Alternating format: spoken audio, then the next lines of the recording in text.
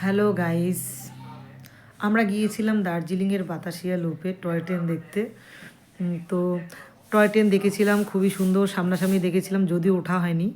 তো দেখেছি, খুব ভালো লেগেছে। ছোটোবেলায় যখন টিভিতে দেখতাম তখন ভাবতাম যে বড় হলে যাব।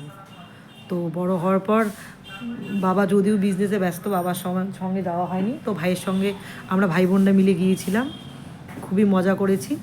আর দার্জিলিংয়ের বাতাসিয়া লুপটাও খুবই সুন্দর জায়গা। আর ফটোটার জন্য তো বলবো খুবই সুন্দর। যদি তোমাদের ভিডিওটা ভালো লাগে তাহলে লাইক করো, কমেন্ট করো, শেয়ার করো। আর আজ এইটুকুই। তো নেক্সট ব্লগে আবার তোমাদের সাথে দেখা হচ্ছে। বাই।